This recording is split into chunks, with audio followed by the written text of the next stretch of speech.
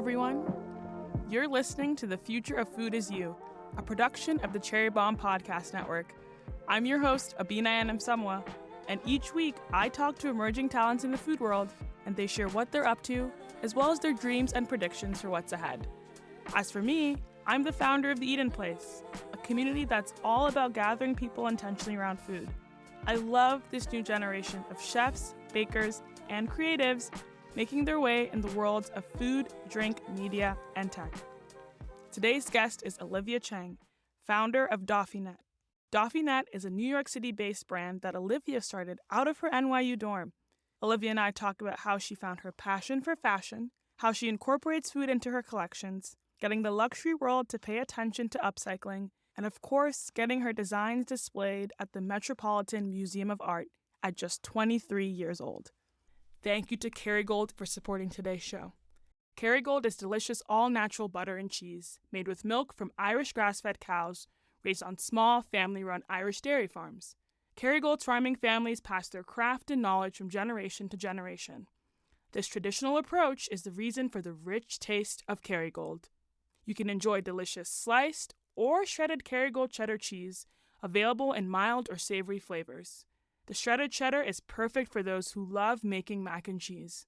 And now that grilling season is here, the cheddar slices will take any burger or veggie burger up a notch. There's also Kerrygold's classic salted butter in the gold foil. It's perfect for slathering on corn on the cob, always a summer fave. And the unsalted butter in the silver foil is an absolute must if you're turning sweet summer strawberries into strawberry shortcake. Visit KerrygoldUSA.com to find the Kerrygold retailer nearest you and lots of great recipes. Let's check in with today's guest. Olivia, thank you for joining us on the Future of Food Is You podcast. Thank you so much for having me. It's an honor.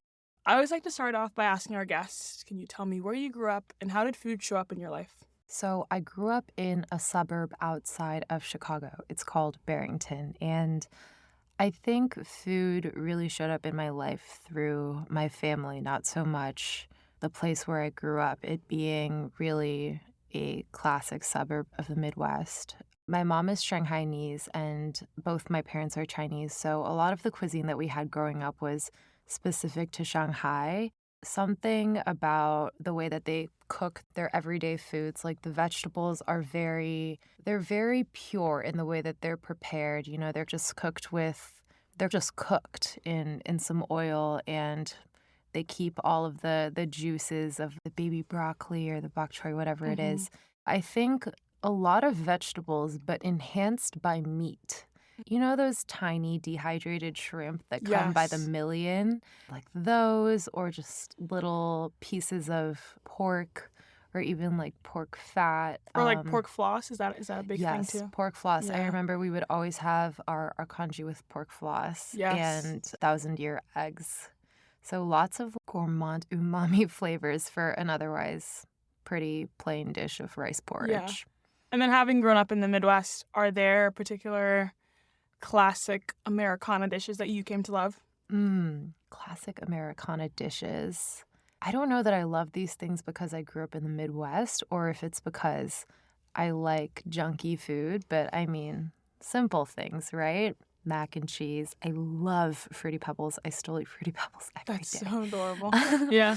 I'm trying to think of specialties of the Midwest. I mean, I am from outside Chicago, so they have deep dish pizza, And the Chicago dog, of course. And the Chicago dog, which I've never had because I'm vegetarian. I have been since I was 18 or 17, but I just never had a chance to have a Chicago dog before that age. I mean, I hear great reviews. Oh, and Chicago-style Italian beef. That used to be a favorite. So good. I feel like now that the bear is super popular on television, that's been a big dish that everyone's trying to recreate or get a taste of. Yeah, absolutely. But let's get into fashion. That's your main thing that you're working on these days. Where did you think your spark of fashion came from? Sometimes I feel like a one-trick pony because it's always what I've been interested in. And I think everything else that I've done up to this point, I haven't been alive for super, super long, but everything else has either just pushed me towards it or shown me something that I could rule out. I really grew up around fashion, but not in the sense of the fashion industry. my mom just was somebody, she was like the only person I hung out with for the first 6 years of my life. So, That's so cute. Yeah, built-in bestie. yeah, she was like, you really have a lot of trouble making friends. And I was like, yeah, I don't know. I think the problem is you. Like, you're always there. Yeah. So her and I would always go shopping but it was a very specific way of shopping. Like, we would go thrifting. We would find things that we could put into the context of our own world and change and adapt. And it wasn't necessarily about finding the exact right thing out in the world, but it was finding something interesting and making that into the exact right thing for what you love at the moment. And how did flora and fauna become core components of the designs you have at Dauphinette? I've always been somebody who's really invested in materials and in producing things that, you could say that it's something as simple as a conversation starter, but something that is a little bit of a joke and a shock, but that doesn't necessarily read on the surface as that. And so I was always really interested in how we could take these common motifs in fashion. A floral print dress is anywhere and everywhere, and how could I make that into something that is a level above, and in that example, use real flowers. So that is an idea that I was really attracted to from the start, and I started Dauphinette by doing upcycled leather jackets.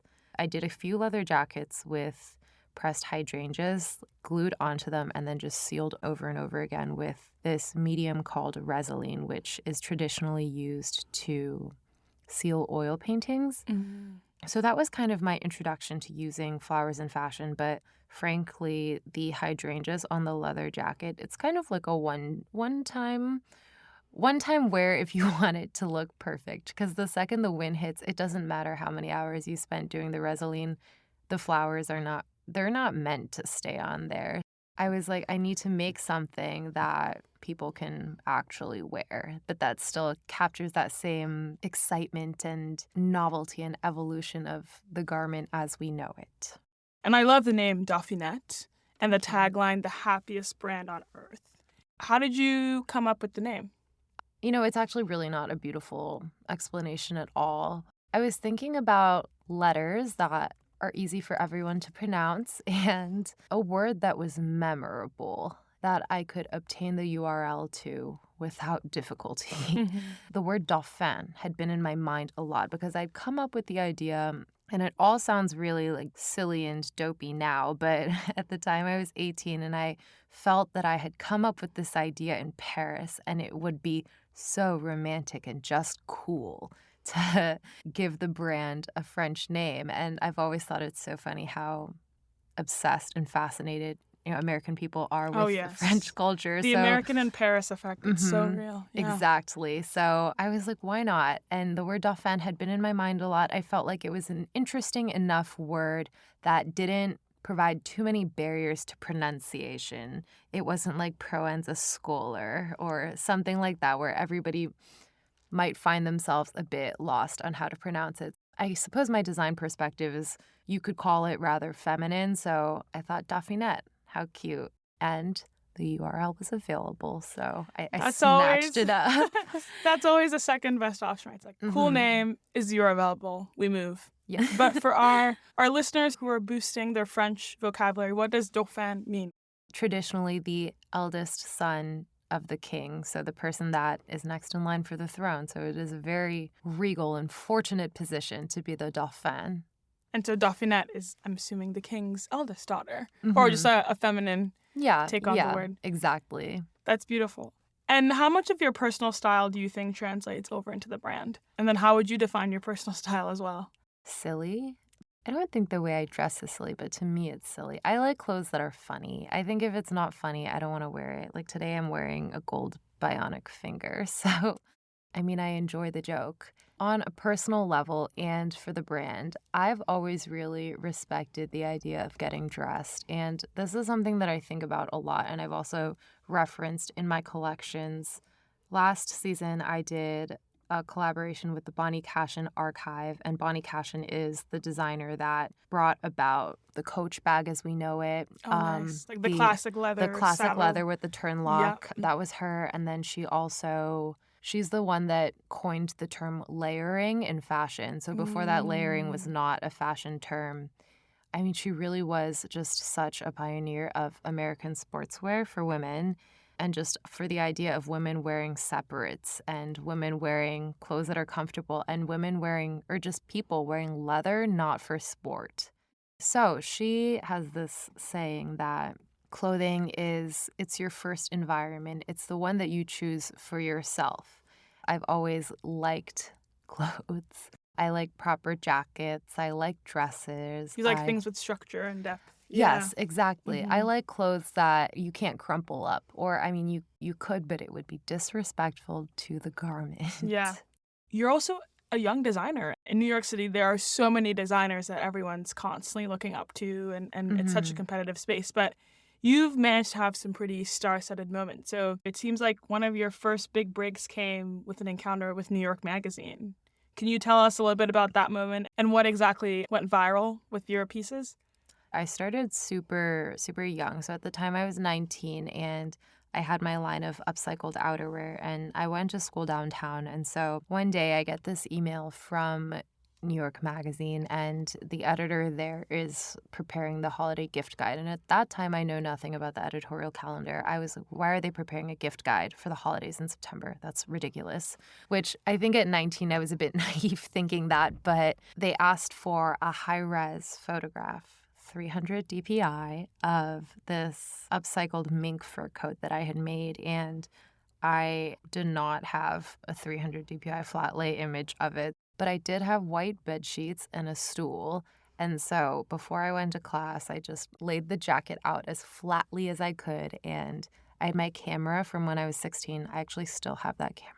So I take this photo, I send it. I think I did use a background deleting app on my phone. And I tried to export it in as high resolution as the app would allow, and I sent it out. And they don't really correspond with you after that. But then I remember when the holiday gift guide issue came out, because I was at the CVS on Astor Place, and Jerry Sauls was on the cover. And I saw his little Salvador Dali mustache moment that he was having on the cover that year. And I went into the holiday gift guide, and then they had all their items by price and ascending price. And the coat was pretty expensive because it was upcycled patched fur done by me. And it was there, and I was so, so excited because I had never seen anything that I had made really anywhere, but especially in print before.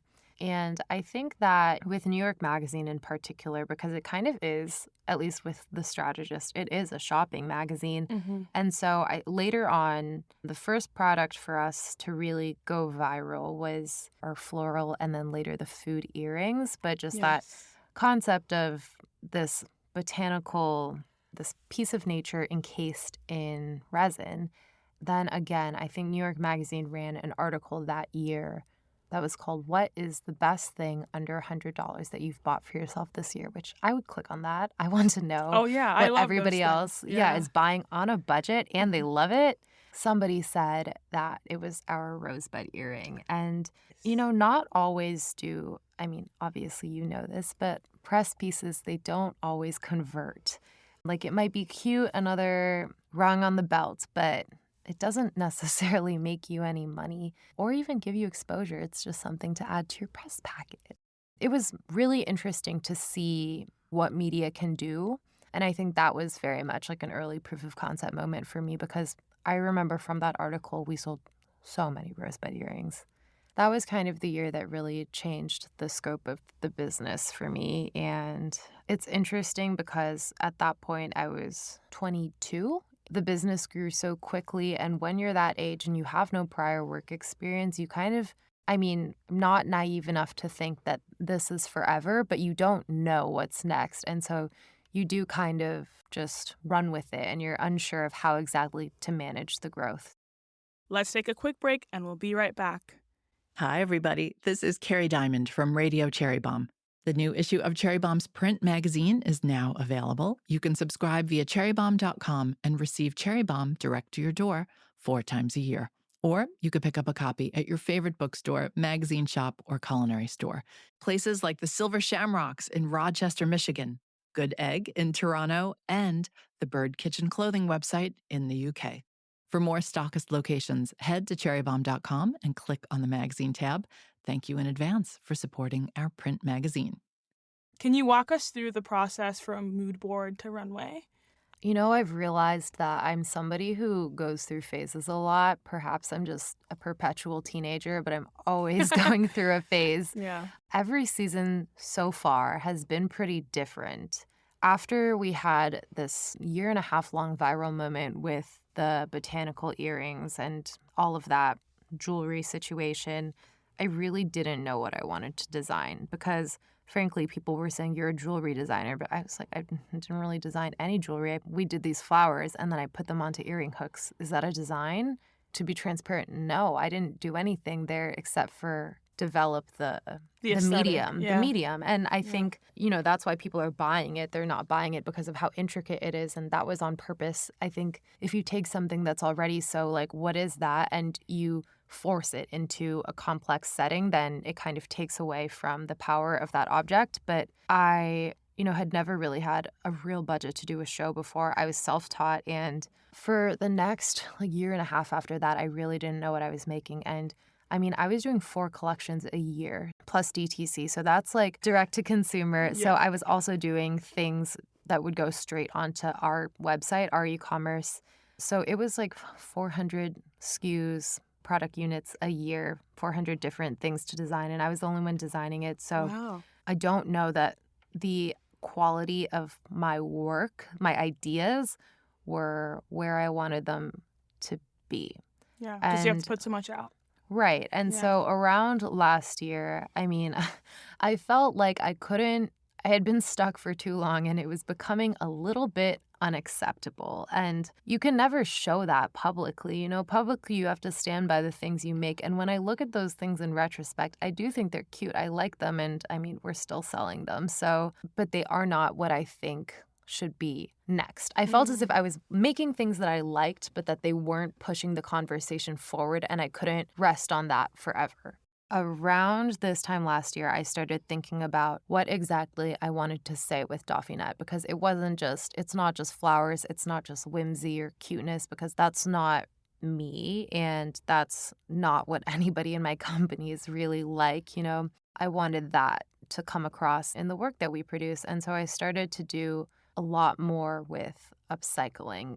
I think since in the past year, my design process has really, really changed. Like our last collection really was the first collection that I've done in maybe ever that I have felt really confident about watching it come down the runway. And it was also our first runway show.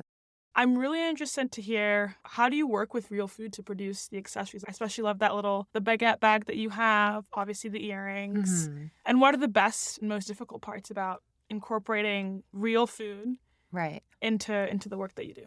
Well, I'll start with the most difficult part, which is that food rots. An early criticism of our work was, it's just an orange slice. I can buy an orange at the supermarket, which you totally can. You can buy an orange slice, or you can buy those pre-dehydrated cocktail orange slices. And Make yourself some earrings. And you can make yourself some earrings. You absolutely can. But the thing is, it's something that's easy to try, very difficult to perfect. And it took us a really long time to figure out. I spent over a year training our factory because I was working with a single artisan that we still work with, and she was doing a really, really excellent job with everything. And then I needed to scale it. So I found a factory that did resin work, and I was like, hey, can you try this? The quality just wasn't there. And so it took us so much time to really train them, to get them to use the right kind of resin, to get them working at the level that we needed things to be at, so that it wasn't like a homemade product. It was something that you could sell to a department store, a specialty store, or put in a physical brick and mortar and feel good about. So I think that was the most difficult part. Working with the bread, I can't speak to as much because those we make in collaboration with a Japanese company called Pamp Shade. Very cool. Yeah, they do a lot of bread lamps and lights, and that was how I found out about them. And so I reached out to the founder. Her name is Yukiko, And we started by doing some of their bread lamps with pressed flowers on them. So we had a baguette lamp covered in hydrangeas, and we have Oh, that's so cool. yeah. I keep trying to get her to do more stuff with pretzels, and she's like, you don't understand. The pretzels are difficult. I'm not doing more pretzels. But I just personally love pretzels and beer cheese, so Yeah. I was just being selfish. It can happen. I mean, I could Mhm. totally see like a focaccia like clutch or something. Ooh. And like you, yeah. Okay. I love food. I love Mhm. fashion. So I feel like No, it's just the perfect that's combo. amazing. I Yeah. love, okay, I'll talk to her. So what's been exciting though about working with food? I know obviously it's a very technical art and you do it so Mhm. well, but I'm sure there must be some joy when you finally hold the bread or the cherries in your hands once the product is done. Oh, for sure. I mean, also the thing with resin is it almost helps you to see things more clearly. For example, going back to that dehydrated cocktail orange, if you have the orange in your hand at the bar or somewhere, it looks wrinkly and the colors are a bit darkened and muddled from it being dehydrated. But when you put it back in the resin, it almost looks like it's plumped back to life. And Oh yeah. you can see the colors more vividly. And like on a kiwi, you can see the tiny little furs on the skin of the kiwi, and you can see the seeds and I'm not sure what they're called, but like the veins of the kiwi Yeah. I guess so the vividly. pith or something. Yeah. Yes, Something yes, like the that. Yeah. pith. That really, really is thrilling because you do feel like a little bit of a botanist, a scientist when you're Yeah. holding this object that has gained clarity thanks to these preservation techniques. Yeah. So It's almost like a still life, right? Because you get to exactly. enjoy and preserve this thing in its moment, in its peak. So that's so Yeah, exciting. it's with you for a long time. And you've had some amazing career highlights. Like a bunch of your pieces were featured in the Met collection in America, Lexicon of Fashion, which is part of the Costume Institute. And that theme is the theme for the Met Gala. So congratulations. And you also happen to be the youngest designer at just 23 years old. I want to know what was going through your head when you got that call. How did the Costume Institute come about to finding you? I remember it was the summer and I had gotten an email from them a couple months ago. They said they were interested in seeing what we had and that they were working on a collection featuring a group of American designers. And this has happened multiple times now. Usually when I get an email that I think is like too good, I always think it's a scam. We sent them some pictures and it was touch and go for a while. And then one night in the late summer, I remember I was watching Jersey Shore, season 1, the episode where Snooki gets punched. And so I'm coming off that high. And then suddenly I get this email and it's from the Met. And they're like, we would like to submit a formal loan request for these pieces. And I was like, oh my goodness, Snooki was an omen. And so that was kind of how that happened. And then after that, it moves pretty quickly. So basically, they send somebody to come pick the clothes up from you and Not Anna Wintour. you know what? Actually, yeah, she had this big backpack and she was like, give me clothes. And she just put them, away. yeah, and she probably just took the subway, you know? Yeah. Just yeah. casual. So they sent this person to come pick up the clothes, and 2 or 3 weeks later, they were in the Institute, and I went to the preview and got to see the collection, and I felt very, very lucky because, I mean, it was definitely something where, like, to this day, I feel like it's something where we kind of snuck in the back door, and people were like, who let them in? No one is thinking. No, I got to see the exhibit, and it fit in so beautifully. Oh, thank you. But for our listeners who haven't had a chance to see, can you describe the 2 dresses that you had in the display? Yeah, so we were really lucky because I think we were one of 3 or 4 design houses that were able to feature more than one look. And so the first, it was all about our work with flowers. And the first look was this organza top. It was like the earliest floral piece that I had made, and it was silk organza, and then the cuffs of the sleeves were filled with pressed pansies and daisies. And then after that, we had made this sheer organza dress with a similar concept, except the pansies were made into a waistband, and it was the dress layered over the top.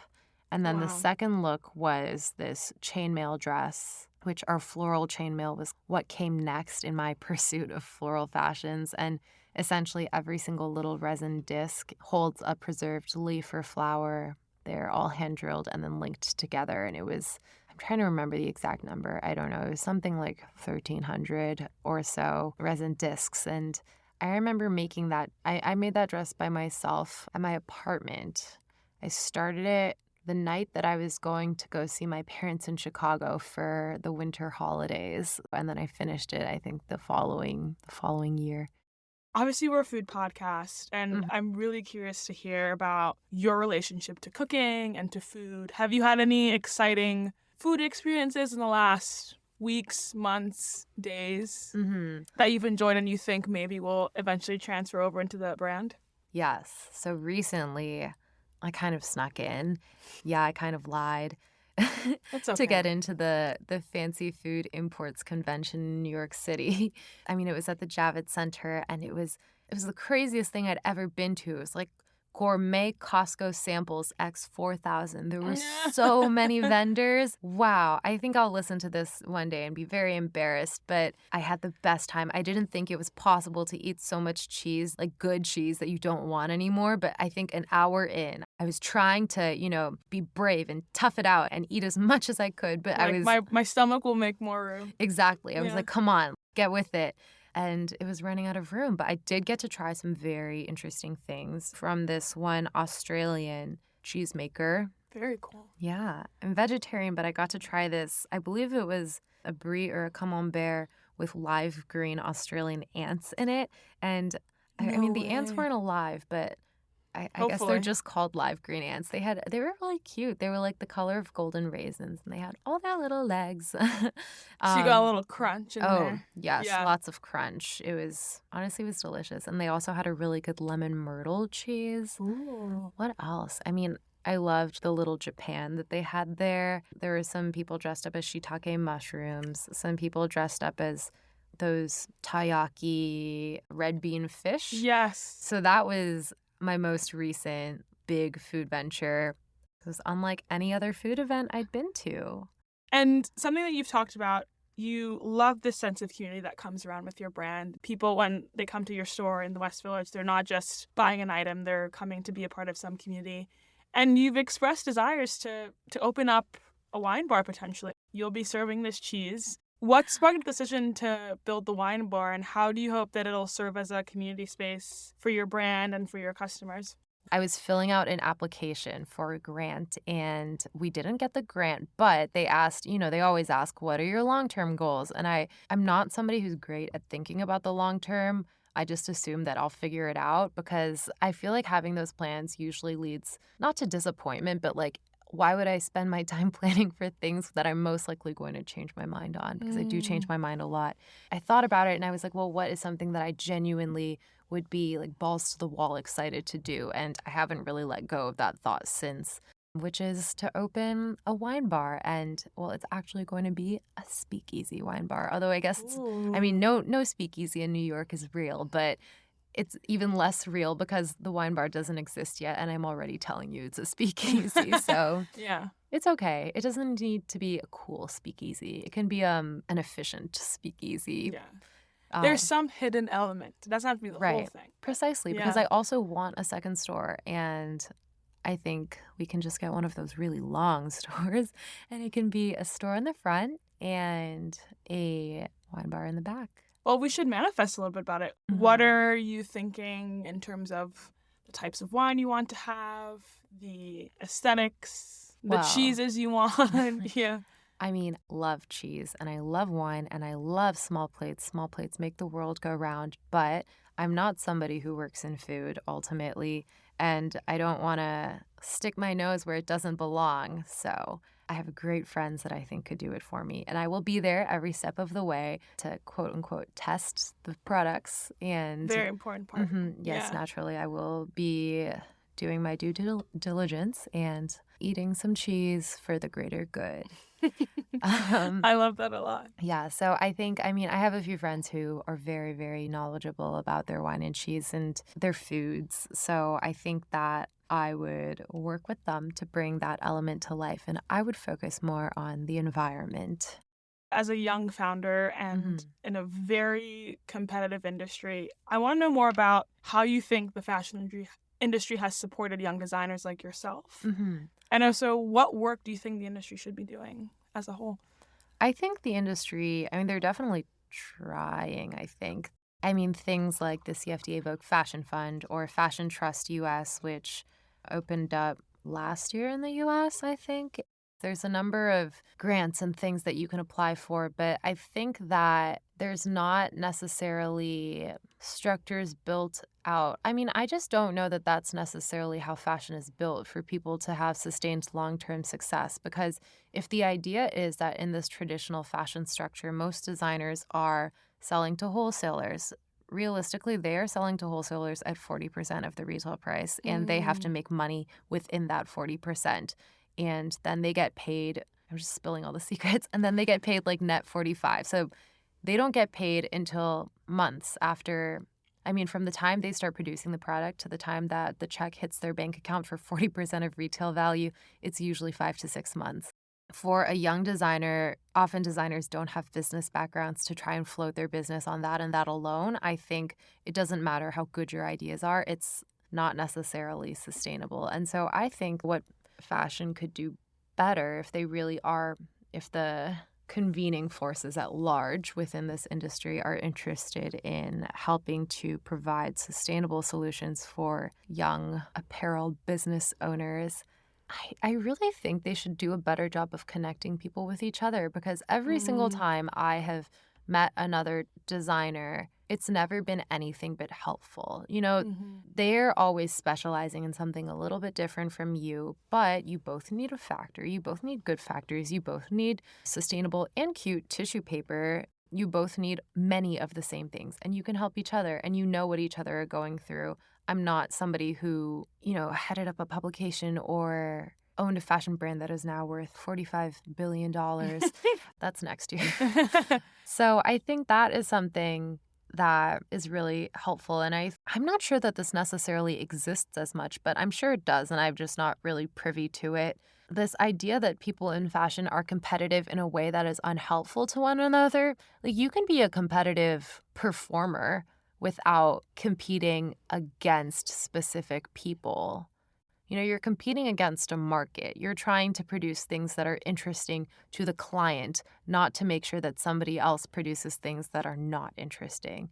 And so I think the best thing for young designers and just people working in any creative industry is to connect them to each other. Connecting for community, not competition. Yeah, exactly, precisely.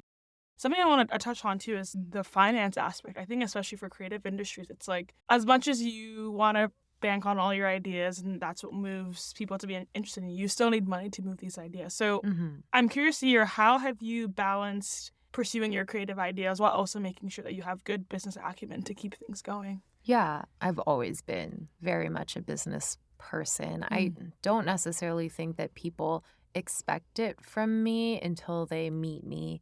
I've been self-employed since I was 15, so Wow. I was working and making some form of income on my own for a number of years before I even started the brand. And it wasn't really a business school that prepared me for this type of career, but I did go to a business school. I think that having financial acumen or talking to people that have financial acumen is equally, if not more important than having great ideas. And this is something that, I think every designer or creative person's fear is middling out. You don't want to be the person with the great ideas that doesn't know how to make them happen, because, I'm 1000% sure right now that I am not the most talented person in any room of fashion designers. You don't need to be the most talented. You just need to want it the most. Or I suppose not even the most, just the hardest. You need to be the one that figures out a way to make the world and the experience that you want, and to understand how to communicate that vision to other people in a way that they will also be excited about it and that they will understand. I don't think creativity is lost in trying to help other people understand your vision. That's so true. You can still have your creativity and you can still support others. You're winning either way. We're huge manifestors on the podcast. And so where do you hope to see Dauphinette? I have plans. I don't want to say these plans out loud, not because I don't think I could make them happen, but I very well could change my mind. You can just tell us one. This can be an archive Okay, for later. Okay, this can be an archive moment for later. I know that's a fashion term. So.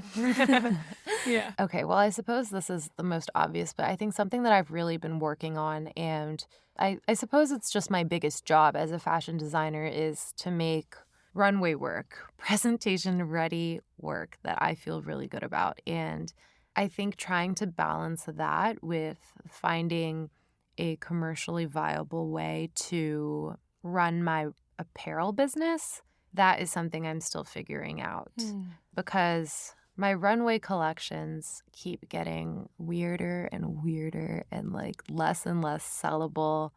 I realized recently that I've been on pause from designing any clothes to sell.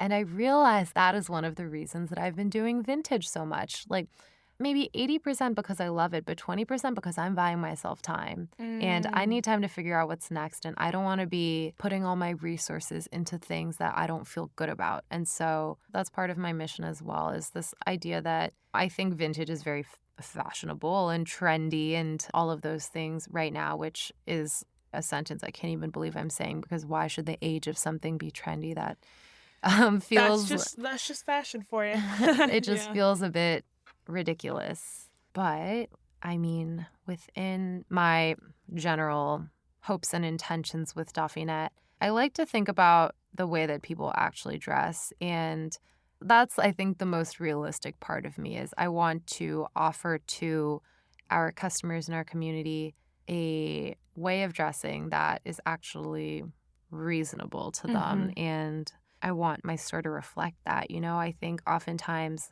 stores are utopic in the sense that they show you what's kind of unattainable for you. And I think our store, it has many of those utopic elements. But when you really come inside and you look through, you really can find things that are sensible. And help build on your style or Yeah. your aesthetic, if that makes sense. Our girl Hilary Duff wore one of your pieces on her show, How I Met Your Father.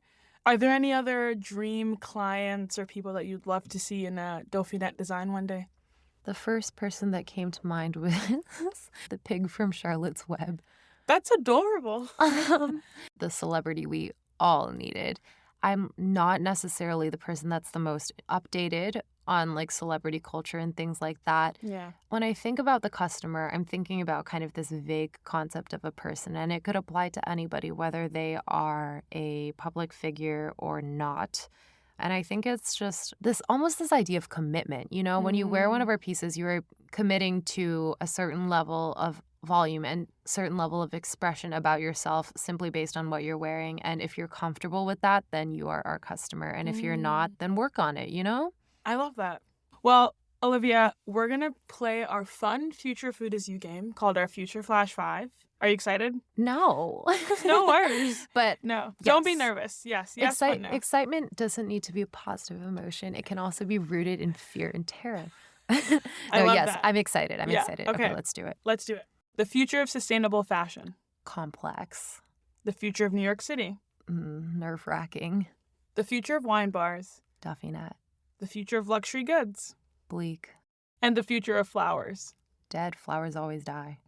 Olivia, thank you so much for joining us. If we want to continue to support you, where are the best places to find you? Well, you can find us on Instagram at Dauphinette, DAUPHINETTE.NYC, as in New York City. Also online at dauphinette.com, or you can come to our store. It's really fun, and it is in the West Village at 60 Bedford Street.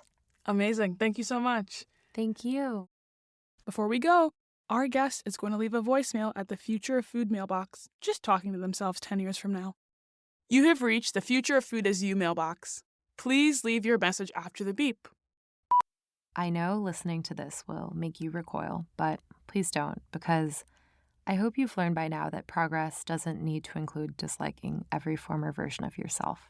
There's a quote we love from The Little Prince. It says, "It is the time you have wasted for your rose that makes your rose so important." So here you are, tending your rose plant 10 years into the future. I hope you're making work and art that you feel good about, but if you aren't right now, that is fine too. I'm sure you'll find a way out of it. What I really mean to say is, I hope your little rose has allowed you to grow in a multitude of directions.